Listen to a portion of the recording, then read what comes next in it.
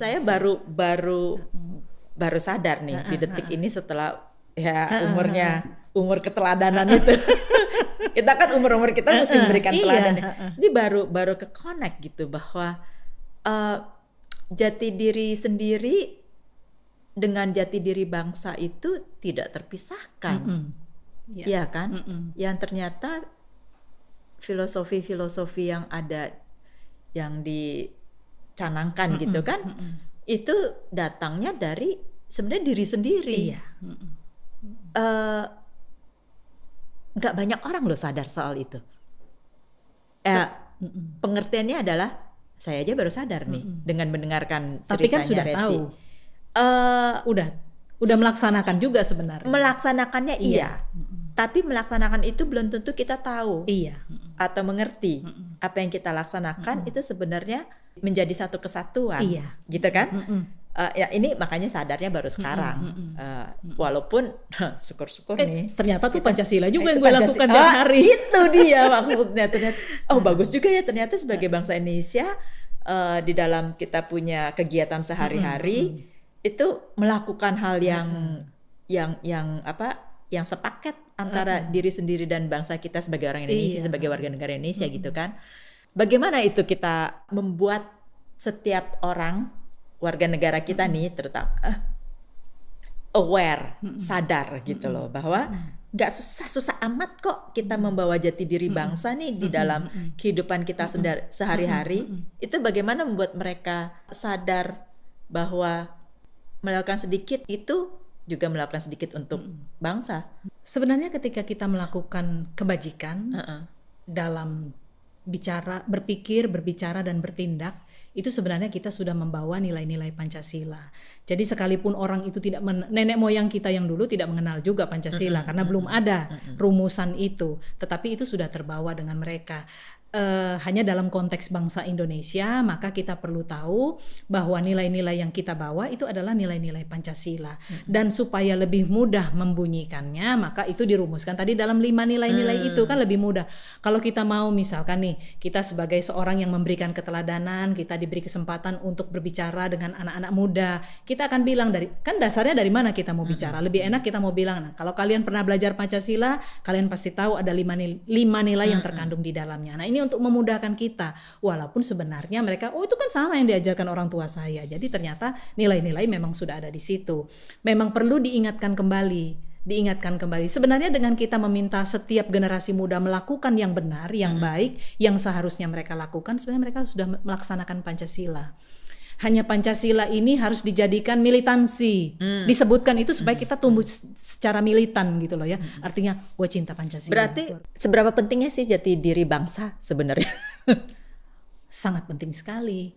Karena itu menjadi kerangka kita dalam berpikir tadi. Kalau kita nggak tahu berpikirnya harus, ini kan kemudi, seperti saya katakan tadi, ini kemudi. Kalau saya nggak tahu kemudinya harus kemana, ini bawanya kemana, saya jadi salah, sesat. Nah, jangan sampai kejadian. Belajar dari mana? Belajar dari YouTube.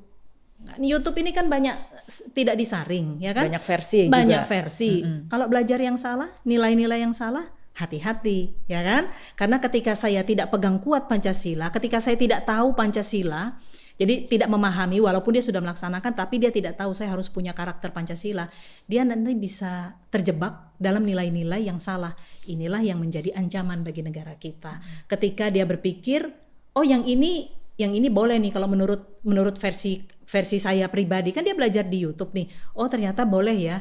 Dia seperti itu. Dia tidak lagi kembali melihat pedomannya karena dia tidak punya pedoman itu. Kalau dia lihat kembali pedoman, pedoman saya bilang nih salah nih, kemudi bilang salah. Tapi ketika dia salah belajar, dia mengambil nilai-nilai yang salah. Nah, ini banyak anak-anak generasi muda kita terjebak. Karena apa? Mereka tidak tahu ini nilai ini benar atau salah, karena orang tua dan generasi pendidik, kalau saya bilang pendidik berarti kita ya. Kita semua kita lupa memastikan anak-anak kita ini mencintai atau tumbuh karakternya ini.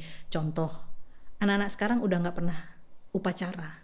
Ya. Upacara itu kan bukan sekedar berpanas-panas, tetapi kan upacara itu kita ada dalam satu kebersamaan. Di situ kita melihat membangun semangat kita, ya kan, semangat patriotisme kita. Di situ kan dibangun.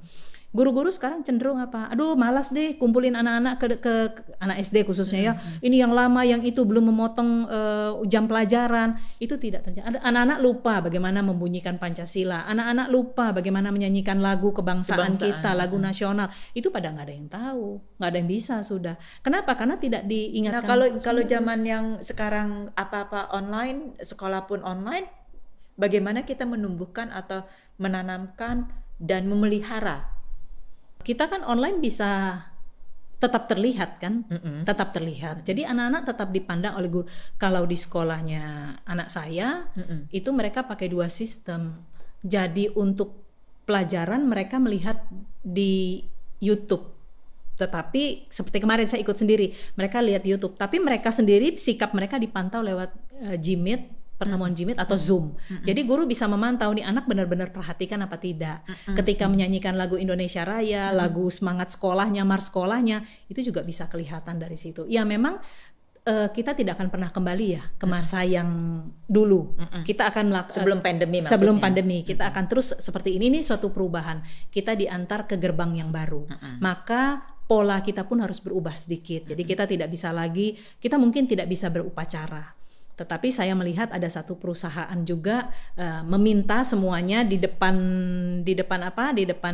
Zoom masing-masing itu membawa merah putih dan menyanyikan di situ, dan mereka meminta untuk memperlakukan dengan hormat. Kemudian upacara-upacara yang ada di kenegaraan, Pak Jokowi itu juga dengan Zoom, tetapi juga di situ posisinya berdiri, ada sama, bendera tetap merah putih sama, dan mendengarkan, bukan menyanyikan tapi mendengarkan lagu kebangsaan, kemudian mendengarkan amanat, tetap bisa berupacara dan tetap kimat ya.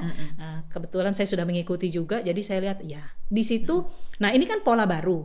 Anak-anak kita pun juga menyesuaikan dengan pola baru, karena mereka juga anak-anak yang sekarang ini mereka sudah berpikir secara online juga kan, maka polanya juga harus seperti itu, mengikuti. Jadi kita turut berkembang juga, dan itu pasti bisa dilaksanakan. Oke, yang bertanggung jawab itu siapa? Kita semua lah. Tanyanya enak banget.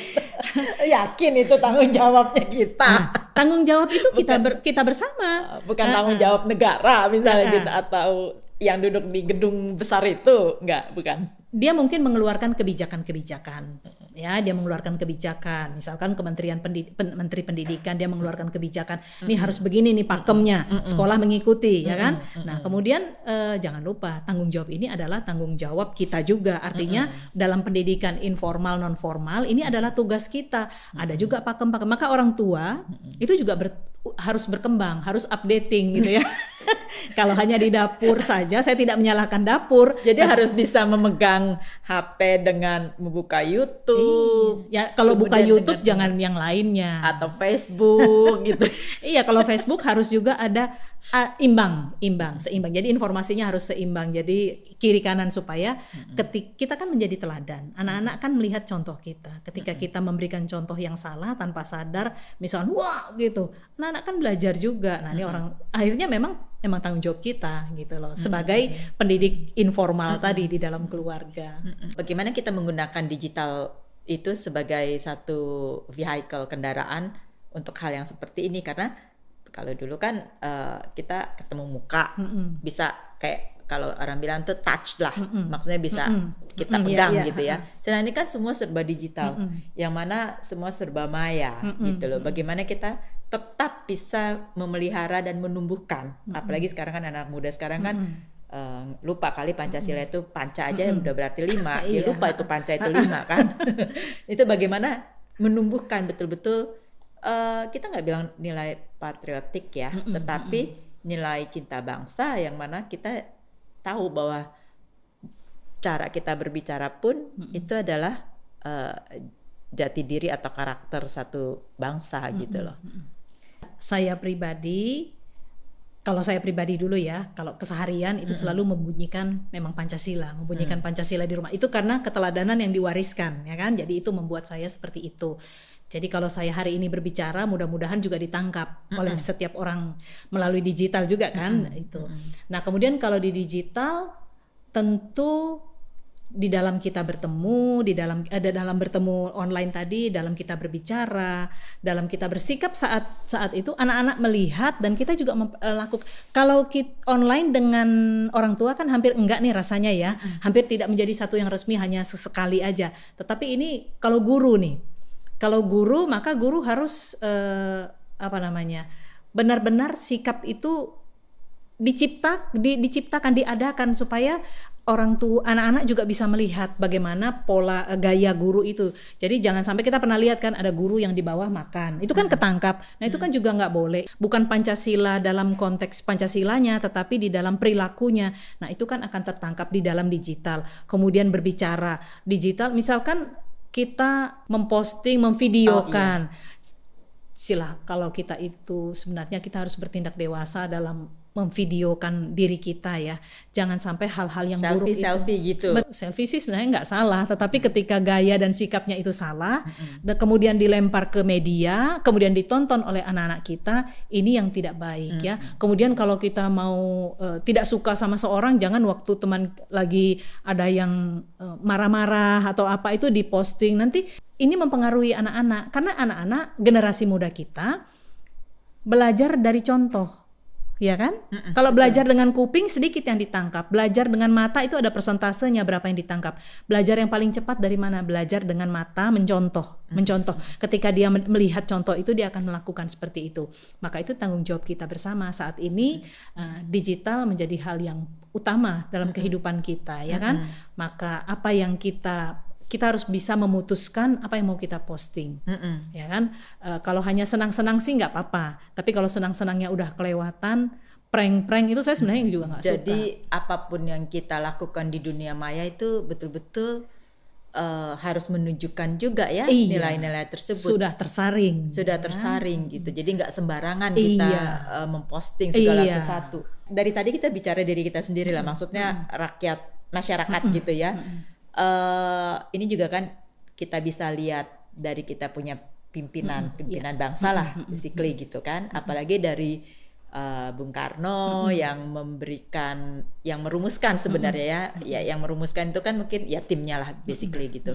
Nah itu bagaimana mereka merumuskan ini loh, Pancasila itu seperti ini loh. Nah itu kan pasti ada karakter-karakter yang dibawa sebagai, waktu itu kan presiden lah ya, presiden pertamanya kita gitu loh. Ya pimpinan bangsa kita lah basically.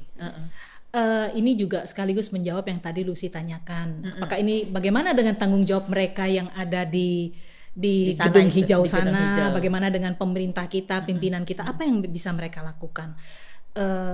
Mereka kan membawa karakter pribadi, jati dirinya menjadi karakter, kemudian menjadi karakter bangsa. Nah kita sekarang akan melihat apa yang dilakukan oleh Bung Karno, karena tadi udah menyinggung Bung Karno. Ada beberapa poin yang saya sempat membaca, sengaja membaca. Masih ingat ya, ketika Bung Karno itu adalah presiden yang suka bernegosiasi. Jadi musyawarah, ya kan, dia selalu musyawarah.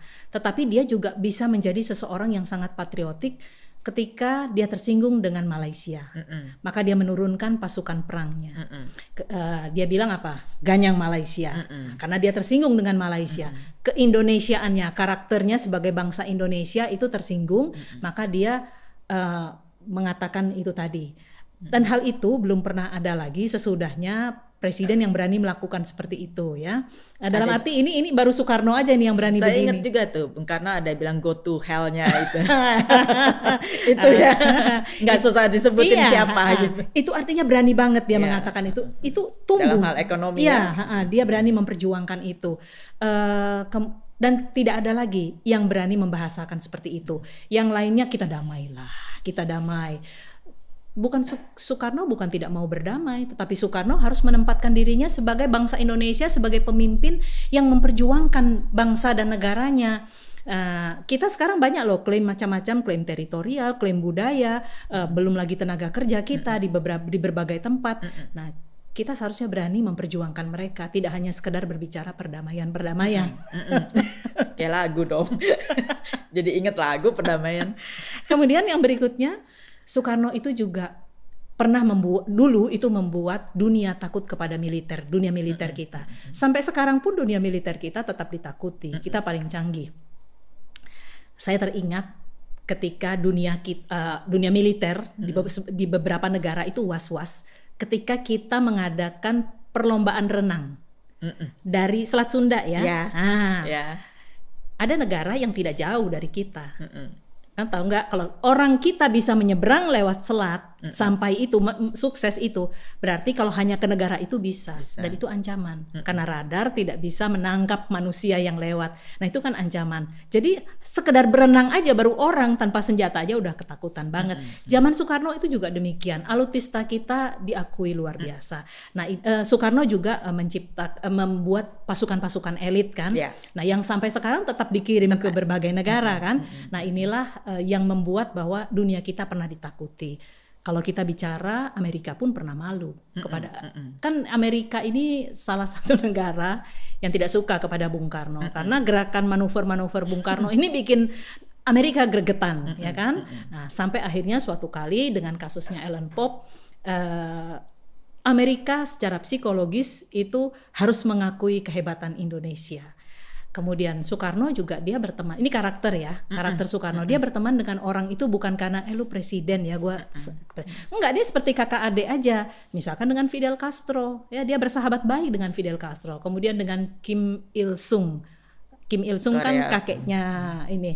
Nah, dia berteman dengan baik. Nah, ini karakter dari Soekarno yang terbentuk ya. Belum lagi karakter-karakter lain. Saya hanya mengingatkan saja apa yang dia lakukan ini terbentuk dari karakternya dia.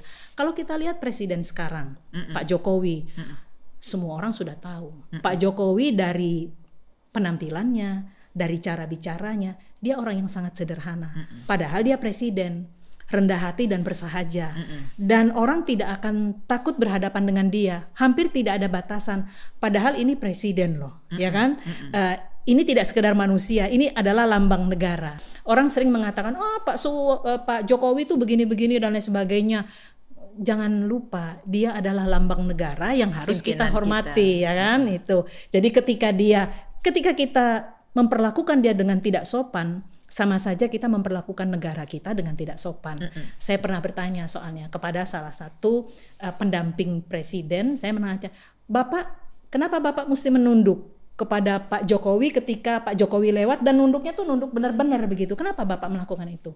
Dia mengatakan, saya mengikuti perintah pimpinan saya dan dia adalah lambang negara. Ya, jadi ketika seperti kita sangat menghormati bendera kan, bendera yang benda mati saja kita hormati banget ya kan, apalagi yang ini hidup gitu loh. Nah, yang memimpin kita, kenapa kita tidak memperlakukan dia dengan sangat hormat? Sekali lagi kalau kita tidak melakukan itu, karakter kita gimana gitu loh, karakter bangsa kita.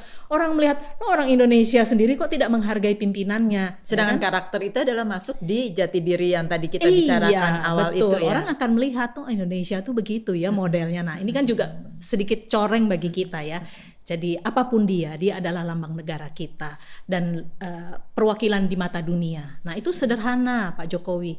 Kemudian dia rajin mengunjungi, belusukan, pekerja keras, ya kan?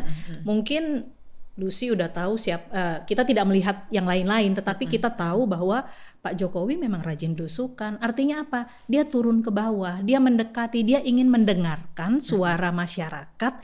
Jadi tidak hanya yes man aja, tidak sekedar mendengarkan dari ini timnya. Ya, dari krisis jati diri ini kan salah satu terjadi karena apa? Orang hanya mau yang penting ABS, Bapak senang. Kita kan nggak sungguh-sungguh sebenarnya memperbaiki karakter. Kalau menurut saya, maka terjadilah krisis-krisis. Kita nggak peka, nurani kita akhirnya mati gitu ya. Nah, Pak Jokowi itu tidak hanya mendengarkan, ya Pak, daerah ini bagus Pak, enggak. Di daerah ini Pak Jokowi langsung telepon. Saya punya teman yang rajin ditelepon Pak Jokowi untuk menanyakan apa? Kondisi di kamu di sana gimana? Karena dia yang ada di lapangan, dia yang tahu kondisi daerah saya tuh seperti ini. Oh, berarti ini kamu perlu pembangunan. Dia perintahkan menteri-menterinya untuk koordinasi. Nah, Pak Jokowi turun ke bawah, tidak sekedar mendengarkan suara orang di sekitar dia, tidak yes man, siap Pak, siap Bu, ya kan? Dia mendengarkan, dan juga melihat walaupun langsung melalui mata orang lain yang dia percaya di daerah dan itu. Kemudian dia turun Dia turun, dia belusukan, dia lihat. Nah, dia pekerja keras, dia mau melakukan, dia kan mau turun ke gorong-gorong untuk melihat itu apa sih yang terjadi. Nah, seharusnya seorang pemimpin seperti itu, melihat langsung turun ke bawah, mendengarkan masyarakat. Ya, kalau kita cuma pemimpin bagi diri kita sendiri ya enggak perlu kan. Tetapi kalau kita adalah pemimpin masyarakat, lakukan itu. Itu salah satu pemimpin yang mempunyai ciri-ciri kepemimpinan karakter. Jadi beliau sederhana dalam ucapan, dalam tindakannya, kemudian tapi juga keras ya, kita tahu beliau pekerja keras, beliau punya kemampuan manajemen yang cukup baik, kemudian beliau visioner. Beliau tahu akan terjadi apa Indonesia ke depannya, maka beliau menentukan arahannya sejak sekarang. Nah, itu adalah karakter luar biasa yang dimiliki oleh Pak Jokowi. Dari mana itu berasal? Pastinya dari sekolahnya dia, dari orang tuanya. Orang kan pasti lihat dari keluarga. Ini orang hebat banget. Lalu cari, wartawan mulai cari kan, gimana sih kehidupannya Pak Jokowi kan waktu masih mudanya dilahirkan. Mereka tahu, oh inilah nilai-nilai yang dibawa oleh Pak Jokowi ketika dia masih kanak-kanak. Lalu dilihat lagi kan cici turunannya kakek neneknya ya, moyang-moyangnya. Itu kan orang akan cari. Nah, itulah nilai-nilai yang diwariskan sampailah ke Pak Jokowi. Pak Jokowi mengalami tempaan di pendidikannya, di masyarakat, di dalam kehidupan berpolitiknya, di pemerintahan. Nah, itu juga mengalami tempaan. Jadi dia terus akan berkembang. Jadi Pak Jokowi akan berkembang. Nah, ini pemimpin juga seperti kita akan berkembang setiap saat. Nah, ini karakter dari pemimpin kita. Menarik banget. Satu hal yang bagaimana ini jadi menjadi kayak worried gitu ya.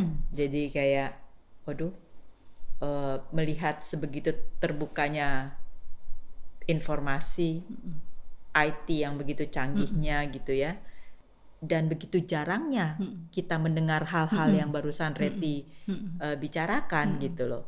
Bagaimana ini supaya kembali lagi, kalau dulu kan saya ingat apa sih jadul ketahuan umur PMP dulu PMP ya. Nah, yang itu kan selalu ada, selalu gitu loh. Nah, sekarang ini kan saya nggak tahu deh sekarang anak-anak apakah diajarkan seperti itu. Itu kan sebenarnya kan bagaimana kita tetap konsisten untuk mengajarkan nilai-nilai Pancasila, kebangsaan seperti itu. Sebenarnya kita kan sadar ya bahwa kita kuat loh, semua resources ada di kita, manusianya banyak, kemudian agriculture-nya ya kan, kemudian apa semuanya, orang pintar juga banyak, kelautan kita juga besar gitu. Bagaimana kita menyikapi ini untuk anak-anak muda yang nantinya akan memimpin bangsa ini, tetap membawa jati diri itu, tetap membawa karakter bangsa yang seperti itu. Saat ini kan kita mengalami krisis. Kita udah tahu kita mengalami krisis, dan ditambah diperparah dengan krisis pandemi. Sudah kita krisis identitas, kemudian banyak isu-isu seperti radikal, terorisme, intoleransi, belum lagi korupsi dan kerusakan lingkungan. Ini kan isu-isu yang kemudian diperparah dengan pandemi ya kan. Kenapa ini bisa terjadi? Krisis ini tentu manusia, karena kan ini krisis identitas, berarti identitas karakternya seseorang juga kan. Nah, itu kan manusia. Jadi karakter jati diri itu melekat pada manusia. Ketika dia krisis, maka manusianya. Ternyata kita tidak pernah serius membangun negeri ini. Itu kita sudah sering dengar ya. Orang mengatakan kita tidak pernah serius. Emang benar. Kita tidak serius, tidak peka, tidak peduli, hati nurani kita mati. Coba kita perhatikan swab yang reproduksi kembali, diproduksi kembali, didaur ulang kembali. Berpikir apa dia? Dia tidak berpikir tentang kelanjutannya bangsa itu. Ya, ujung-ujungnya duit. Mikir diri sendiri, egois ya kan? Karena ya itu tadi, ini krisis identitas. Kita tidak pernah serius membangun. Lalu banyak sekali hal-hal kejahatan yang kita sengaja pertontonkan di YouTube, di YouTube atau Instagram ya, di TikTok dan lain sebagainya. Kenapa? Karena kita tidak pernah serius membangun negara ini. Karakter kita karakter kita itu udah dibikin mati gitu ya, dibikin nurani kita saat ini memang sudah hampir hilang. Nah, saya mungkin mau menjawabnya dengan cerita tentang Vladimir Putin. Putin ini waktu sekolah, orang Rusia kan, waktu sekolah dia tidak pintar-pintar amat ya, jadi dia juga lambat Nah, dia nakal. Nah, dia sangat tidak suka dengan guru olahraganya. Jadi dia selalu membuat kekacauan dengan ini, karena memang ini anak nakal banget, tapi dia sangat mencintai sejarah dan bahasa Jermannya bagus banget. Nah, dia tidak disukai selain dia angkuh juga. Tetapi ada seorang guru yang percaya bahwa dia ini punya potensi, si Putin ini punya potensi diri. Akhirnya gurunya itu dengan sengaja datang dan berusaha supaya Putin ini menjadi baik, ya. Dia mengingatkan selalu Putin, dia mendekati, mungkin ya dengan kasih sayang, menenangkan hati, kamu harusnya seperti ini. Tentu nasihatnya berbeda. Nasihatnya itu tidak sekedar menasihat kamu harus gini, enggak. Ini seorang guru pasti punya cara-cara tersendiri, dan saya yakin setiap guru punya cara tersendiri menghadapi murid-muridnya. Tapi guru ini punya kepedulian terhadap Putin. Dia yakin Putin punya potensi. Akhirnya apa yang terjadi? Putin tumbuh dengan percaya diri. Dia sangat yakin bahwa dia juga bisa menjadi orang hebat. Akhirnya ya kita tahu sekarang Putin menjadi seorang presiden yang luar biasa. Kenapa? Kalau tidak ada guru yang percaya, kalau tidak ada pendidik yang percaya, mungkin dia tidak akan jadi apa-apa. Atau dia jadi seseorang tapi yang jahat. Tetapi ada seorang yang mengarahkan, maka dia menjadi orang yang benar. Berarti sangat penting sekali peran guru atau peran ibu kan sebagai guru di rumah itu mendidik anak-anaknya, keluarganya untuk hal itu. Penting sekali seorang ibu sebagai seorang guru pertama tadi, perempuan adalah guru pertama, itu memang peka terhadap anak-anaknya. Jadi memang salah satu persyaratannya kita harus peka terhadap apa? Peka terhadap lingkungan. Nah, lingkungan anak kita bagaimana? Lingkungan sekitar saya bagaimana? Jangan sampai saya nggak peduli. Saya nggak peka dan tidak peduli. Oh itu mah biarin aja anak tetangga yang terkena narkoba, nggak ada masalah. Yang penting anak saya nggak apa-apa. Sering kita dengar gitu ya. Dia lupa bahwa lingkungan narkoba itu juga nanti akan menjadi lingkungan anak dia bertumbuh. Dan dia juga lupa bahwa anaknya dia juga bisa jadi menjadi orang nomor 1 di negara tersebut, atau malah di dunia ya, karena kejeniusannya.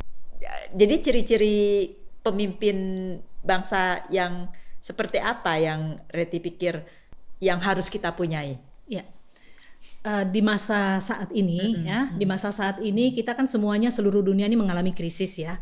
Kita harus bangkit segera ya. Tentu bukan dimulai dari kita duluan, dimulai dari pemimpin ya. Karena pemimpin akan membuat banyak kebijakan yang nanti akan kita terima dan kita laksanakan, kita aplikasikan di masyarakat. Jadi kita memang semua saling menunggu. Maka saya tidak mengajarkan kepada pemimpin, tetapi kebetulan saya kemarin membaca apa sih sebenarnya pemimpin yang berkarakter Pancasila. Ya, karena saya juga terus harus tahu ya, karena tadi kan sudah saya katakan bahwa saya ingin juga menjadi seorang yang punya karakter Pancasila. Nah, jadi saya lihat seorang pemimpin karakter Pancasila itu bagaimana. Jadi yang pertama, mereka harus mengutamakan kepentingan bangsa di atas kepentingan pribadi. Itu kita udah tahu semua, seharusnya seperti itu. Walaupun pada kenyataannya kita tidak melakukan seperti itu, ya kan? Saya tidak usah menunjuk, tetapi kita tahu bahwa masih banyak pemimpin kita yang mendahulukan kepentingan pribadi, kepentingan golongannya. Seharusnya kita berbicara atas dasar nama bangsa Indonesia. Kita memikirkan negara kita di tengah kondisi saat ini, ya, di tengah kondisi saat ini, inilah yang harus dilakukan mereka. Kemudian juga mampu mengambil kesimpulan yang tepat dan benar. Nah, itu didapat dari mana? Didapat dari kemampuan mengolah nurani tadi. Nah, itu dari mana lagi? Mengasah siksen. Jadi feeling itu tadi. Indra keenam itu harus diasah.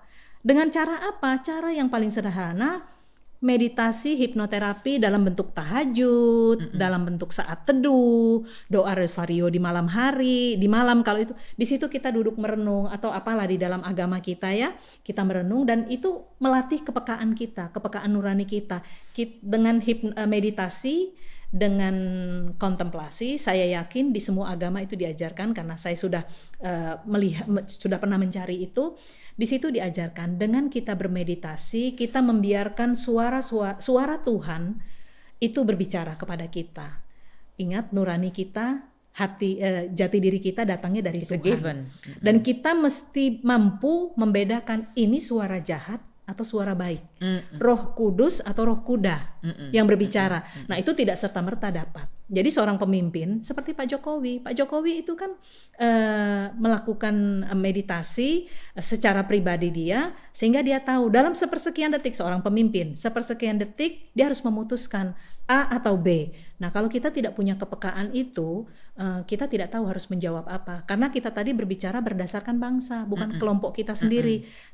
Kemampuan itu harus dimiliki oleh seorang pemimpin dalam memutuskan sesuatu. Maka kita sering mendengarkan penasehat spiritualnya si A, si B, si C, karena mereka lah yang tahu apa yang harus diputuskan. Jadi membalancing lah ya. Iya, nah itu harus dimiliki kepekaan seperti itu. Dan kemudian jangan asal dengar. Seperti saya tadi bilang, yes Pak, yes Bu, siap Pak, siap Bu, yes man. Tetapi harus turun ke lapangan. Seorang pemimpin karakter tidak bisa bicara, saya punya teman suka bilang kodamar, komando dari kamar. Jadi tidak bisa mengomando hanya dari balik meja, nggak mungkin. Sebagai pemimpin mau cuma bicara dari sini, turun ke lapangan, melihat langsung, mendengarkan ini masyarakat bicara apa, jangan hanya dengar gosip. Sekarang banyak gosip, hoax kan yang beredar. Kalau hanya mendengarkan seperti itu, mau jadi apa negara kita, mau jadi apa perusahaan misalkan ya, seorang pemimpin. Kalau hanya dengar-dengar saja, maka memang perlu turun ke bawah, mendengarkan semua keluhan yang ada di masyarakat. Yang terakhir sangat gampang, kita perlu mengasah, sharpen the soul. Dengan cara apa? Ya membaca buku. Membaca buku itu sharpen the soul kita, mengasah kepekaan kita, mengasah kemampuan kita. Hari ini kita belajar dengan Pak Soekarno ya, karena ada buku-buku kita baca, belajar tentang Pak Jokowi, belajar tentang Vladimir ya kan. Akhirnya kita tahu oh seperti ini toh ya. Itu adalah menurut saya mencoba untuk membuat apa sih ciri-ciri pemimpin karakter tadi. Karakter yang berkarakter Pancasila. Ya. Last but not least gitu loh. Sebenarnya apa yang penting untuk kita sebagai pribadi dan sebagai bangsa dalam menjalankan kehidupan sehari-hari dengan tanpa melupakan atau meninggalkan jati diri kita. Yang saya udah nggak bilang lagi jati diri sendiri atau bangsa ya, tapi jati diri kita itu adalah ya sama dengan jati diri bangsa yang kita anut sebagai warga negara. Kepada orang tua di rumah ya, kalau saya pesan gitu ya, rajin-rajinlah dan harus mandatori membunyikan Pancasila, supaya anak-anak kita masuk ke dalam alam bawah sadar kita. Kalau memang kita mau menyelamatkan negara kita, selamatkanlah Pancasila. Di sana terkandung 55 nilai. Itu bukan Soekarno yang buat, Soekarno merumuskan, tetapi diambil dari mana? Digali dari keluarga, digali dari nenek moyang kita tadi, ya kan? Nah, kemudian dirumuskan dari nilai-nilai keluarga, dari nilai-nilai yang keluarga yang ada. Maka rajin-rajinlah membunyikan itu supaya anak-anak generasi muda kita tahu, dan jangan lupa karena kita sebagai orang tua memberikan keteladanan. Ini yang paling penting. Jadi kalau kita tahu bahwa hal ini harus baik, lakukanlah. Seperti itu dengan mempertimbangkan ini tadi nilai-nilai moral yang sudah ada di dalam sini tadi. Jadi harus rajin belajar, banyak baca buku. Banyak ngomong sama kita, nonton YouTube yang baik, yang layak dan pantas. Kemudian duduk bersama diskusikan apakah pembicaraan kita ini pantas disaring, dimasukkan apa tidak.